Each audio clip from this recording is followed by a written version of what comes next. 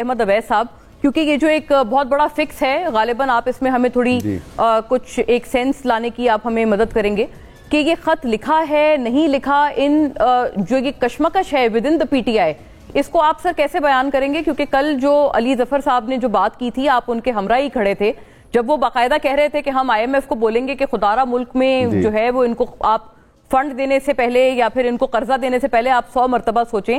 تو is this a U turn sir from the P T آئی؟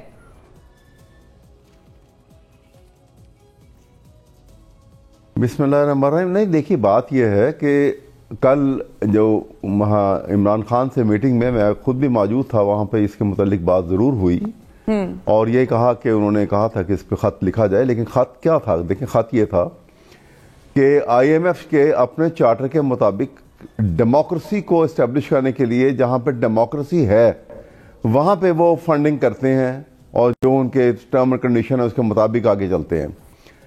اور democracy کے لیے انتہائی ضروری ہے کہ فیئر اینڈ ٹرانسپیرنٹ الیکشنز ہوں.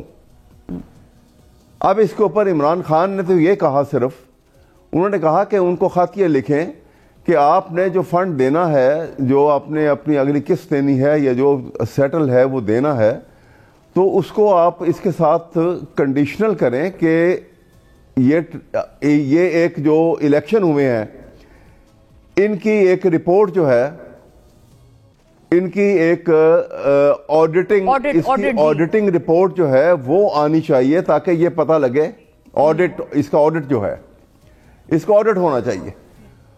اور یہ ایک بڑی اس میں کوئی ایسی بری بات نہیں ہے کہ اگر انہوں نے جس طرح یہ کہتے ہیں کہ ہم نے بڑے فیئر اینڈ ٹرانسپیرنٹ اینڈ اچھے الیکشن کروائے ہیں تو یہ رپورٹ دے دیں، بات ختم ہو جائے گی.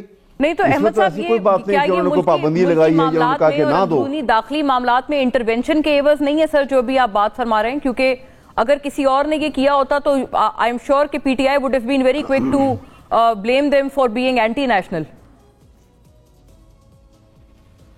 نہیں، یہ انٹرفیئرنس نہیں ہے. انٹرفیئرنس اگر آپ جائیں تو ہسٹری میں اگر پیچھے چلی جائیے تو ایک موقع کے اوپر جب بے نظیر کی حکومت تھی اور 1990 میں غلام اسحاق خان نے ان کی حکومت کو فائر کر دیا تھا اور ان کو ہٹا کے نئے الیکشن اناؤنس ہو گئے تھے. تو آپ کو معلوم ہے کہ اس وقت تک پاکستان نیوکلیئر کیپیبلٹی جو ہے وہ ڈکلیئر نہیں ہوئی تھی اور اس کا تمام بلو پرنٹ جو ہے وہ پیپل پارٹی کی ہائی کمانڈ جو ہے وہ جا کے انہوں نے امریکہ کے سپرد کر دیا تھا کہ یہ جھوٹ بول رہے ہیں اور یہ تو نیوکلیئر ایکسپلوژن اور یہ سارے معاملات مکمل کر چکے ہیں، جس کی بنیاد کے اوپر پاکستان کے اوپر پیسلر امینڈمنٹ کانسٹیٹیوشن میں آ کے پابندی لگ گئی تھی ایڈ دینے کی. یہ آپ کو یہ پارٹ آف ہسٹری میں اپنے پاس سے نہیں بات کر رہا. یہ انٹرفیئرنس نہیں کہ یہ ہوتی ہے، یہ انٹرفیئرنس نہیں ہے، یہ انٹرفیئرنس نہیں ہے. اس لیے میں کہہ رہا ہوں انٹرفیئرنس نہیں ہے. یہاں تو ایک حقیقت کہہ رہے ہیں کہ بھئی آپ ڈیموکریسی کی بات کرتے ہیں تو اس کے لیے ٹرانسپیرنٹ الیکشن کا پتہ کرنے کے ہوئے کہ نہیں کہ سارے ملک میں ساری دنیا میں شور مچاؤ. میں آتی ہوں اسی معاملے پہ احمد صاحب، چونکہ آپ بڑے لرنڈ وکیل بھی ہیں ماشاءاللہ. تو یہ کہ وہ کہیں گے کہ بھئی آپ اندرونی جب فورم موجود ہیں ملک میں تو آپ یہ باہر معاملہ لے جا رہے ہیں. یہ please hold on to that point sir, اس کا جواب آپ فرمائیے گا. لیکن خرم صاحب، آپ لوگ بھی کوئی ملک دشمنی کے جو ڈیکلیریشنز ہیں وہ اپنے مخالفین کی طرف لے جانے پہ آپ بہت کوئی اجلت کا مظاہرہ نہیں کر رہے. آپ لوگوں نے پہلے بھی وہ کہتے ہیں کہ آپ نے ان کو ملک دشمن قرار دیا، پاکستان تحریک انصاف کو. آپ نے پوری کیمپین اس بات پہ چلائی کہ جی ہم 9 مئی والے نہیں 28 مئی والے لوگ ہیں اور یہ تمام واقعہ. تو اب بھی آپ کچھ مختلف نہیں کر رہے. Are you jumping the gun on the P T I sir? اور یہ بھی فرمائیے گا کہ Maryam Nawaz Sahiba first time M P A بھی ہیں، فرسٹ ٹائم چیف منسٹر بھی ہوں گی اگر وہ الیکٹ ہو جاتی ہیں. تو یہ بتائیے گا، یہ جو آپ پہلے کرٹیسائز کرتے تھے کہ جی تجربہ نہیں ہے، ہم تجربہ کار ہیں، وہ تمام تر جو آرگیومنٹس تھے اور جو آپ کے طرف کی باتیں تھی وہ آپ کے خلاف نہیں جائیں گی اس کیس میں سر with Maryam Nawaz C M کینڈیڈیچر؟ جی، پہلے تو میں آئی ایم ایف کے خط کے بارے میں بڑی صراحت سے کہنا چاہتا ہوں کہ یہ ملک دشمنی ہے اور یہ پہلی دفعہ نہیں ہے. اگر آپ کو یاد ہو، ایسی ہی گفتگو جو خط میں آج لکھی ہے یہ بانی پی ٹی آئی دھرنے کے دوران بھی فرمایا کرتے تھے. اس سٹیج کے اوپر سے آئی ایم ایف کو دھمکیاں دیا کرتے تھے کہ یہ کام مت کرو، ہم قرضہ واپس نہیں کریں گے. لیکن پھر جب ان کی اپنی حکومت آئی انہوں نے IMF کے ساتھ ایک بدترین اس وقت بھی قومی جو خود مختاری کا سودا کر کے وہ IMF کا ایگریمنٹ کیا، جس میں پہلی دفعہ منی لانڈرنگ کا معاملہ جو ہے وہ اندر آ گیا ایگریمنٹ کے. پہلی دفعہ جو ہے وہ پاکستان کی حکومت کو کہا گیا کہ جی آپ جو ہے اسٹیٹ بینک سے بالکل ہی لا تعلق ہو جائیں اور اس سے علیحدہ ہو کر جو اپنے معاملات کو دیکھیں.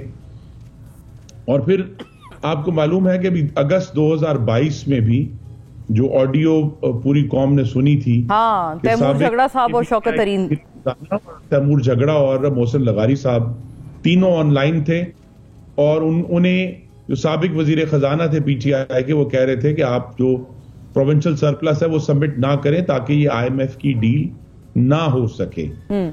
تو اسی طرح یہ معاملہ جڑتا ہے اسی سے کہ جب بھی PTI کو اپنے سیاسی مفاد کی خاطر ملکی خود مختاری کا سودا کرنا پڑتا ہے، قربانی دینی پڑتی ہے، تو یہ دے دیتے ہیں.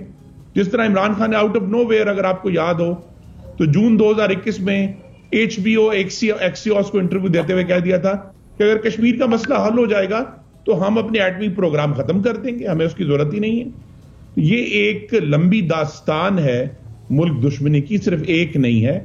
اور یہ بڑے دکھ کی بات ہے کہ ابھی یہاں یہ بھی واضح نہیں ہوا کہ خط لکھا گیا ہے یا نہیں لکھا گیا. اور یہ خط جو ہے یہ اگر لکھا بھی گیا ہے تو IMF کے جو ٹیکنیکل معاملات ہیں اس پہ تو اثر انداز نہیں ہوگا، لیکن جو IMF کے سیاسی مالکان ہیں، جو پولیٹیکل ماسٹرز ہیں واشنگٹن میں، ان کو ہماری ایک جماعت نے ایک اور تازیانہ پکڑا دیا ہے جس کے ذریعے وہ پاکستان پر اثر انداز ہونے کی کوشش کریں گے. تو لہٰذا یہ جو روش ہے، چلے جس پارٹی نے بھی ماضی میں کی ہو، یہ اب بند ہونی چاہیے. ہمیں بہرحال اپنے اداروں پر اعتماد کرنا ہے، ہمیں تو جتنے بھی تحفظات ہوں، لیکن آپ کے اپنے بھی بلکہ انفیکٹ تحفظات ہیں خرم صاحب، ہم نے پچھلے روز سنے ہیں. بین الاقوامی تعلقات کا ایندھن بنانا یہ بڑی مذموم حرکت ہے. یہ ظاہر تحفظات کی بات ہو رہی ہے، یہ مریم نواز صاحبہ کے کینڈیڈیچر پہ بھی ہم بات کرنا چاہ رہے ہیں، وہ اس پہ بھی ہم آتے ہیں، بات کر دوں گا. جی بالکل. وہ آئی تھنک ہم اس کو سیپریٹلی دیکھتے ہیں، وہ ایک علیحدہ اس کے اوپر ہم بات کرتے ہیں کیونکہ دونوں تو اطراف کی اس پہ بھی پرسپیکٹیوز آ جائیں. ناز بلوچ صاحبہ، ایک بات کہنی ہے کہ بڑی یہ اہم بات ہے کہ پاکستان تاریخ کی پہلی خاتون وزیر اعلیٰ بننے جا رہی ہیں اور پاکستان کے سب سے بڑے صوبے میں بننے جا رہی ہیں. ان کے جو تجربے کے بارے میں بہت سارے سوالات ہیں، لیکن الحمدللہ یہ چوتھا کنزیکٹیو الیکشن ہے جس میں پنجاب کی عوام نے مسلم لیگ نون کو سب سے بڑی پارٹی بنایا ہے، ان کو میجورٹی دی ہے اپنے ووٹوں کی. تو لہذا وہاں ایک بڑی ڈیپ ایک پول ہے ہمارے پاس ایکسپرٹیز کا ممبران صوبائی اسمبلی میں. آپ اوورآل آپ پوری ٹیم کے حوالے سے بات کر رہے ہیں کہ ایکسپرٹیز کا اور ایکسپیرینس کا جو ہے وہ کوئی فقدان نہیں ہے.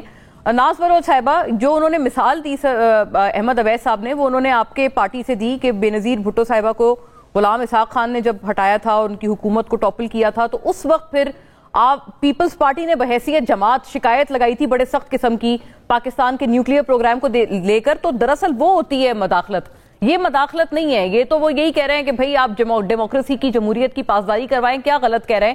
آپ کی اپنی بھی تو شکایتیں تھیں کہ PMLN کے لیے گراؤنڈ فکس کر دیا گیا ہے اور پیپلز پارٹی کو ہرانے کے لیے سب کچھ کیا جا رہا ہے. بسم اللہ الرحمن الرحیم.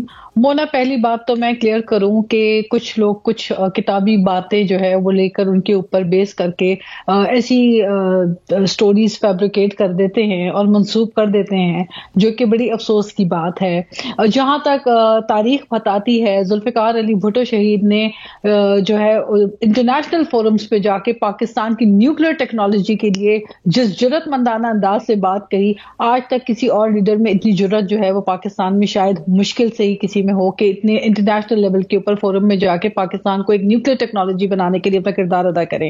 اور جہاں تک شہید محترمہ بے نظیر بھٹو کی بات ہے تو انہوں نے جا کے جب 95 میں شی وینٹ ٹو USA 10 دن کا دورہ کیا اور دورے کا مقصد یہ تھا کہ وہ تمام سینکشنز کو لفٹ کرایا جائے جو امپوز کی گئی تھی پاکستان کے اوپر. تو جنہوں نے قربانیاں دی، جنہوں نے پاکستان کو پاورفل بنانے کے لیے، خود مختار بنانے کے لیے اپنا کردار ادا کیا، ان پہ انگلی اٹھانے سے پہلے میں سمجھتی ہوں کہ یہ وقت ہے کہ یہ خود سوچ لیں اپنی جانب کیا نام تھا ان کا؟ کل تک پی ٹی آئی تھے، آج کوئی اور جماعت کے ساتھ ان کا کوئی میرا خیال ہے الحاق ہو گیا ہے جی ہاں، تو یہ ہاں جی پتہ نہیں کل کوئی اور جماعت ہو جائے گی شاید.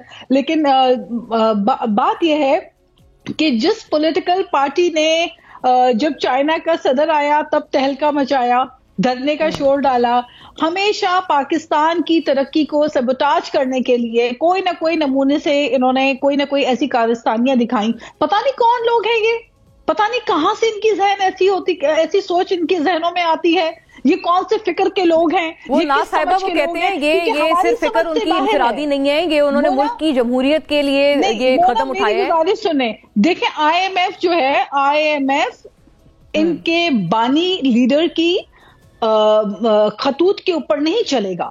وہ اپنے ٹرمز اینڈ کنڈیشنز کئیوں میٹنگز کے بعد، خرم دستگیر صاحب موجود ہیں، وہ خود منسٹر رہ چکے ہیں پچھلی کابینہ میں، آپ ان سے بھی پتہ کروا سکتے ہیں کہ آئی ایم ایف کی ڈیلز جو ہے نہ تو ان کے خطوں کے مطابق ہوں گی، آئی ایم ایف اپنے سیٹسفیکشن اور اپنی ٹرمز اینڈ کنڈیشن کی بنیاد پر معاہدہ کرتا ہے.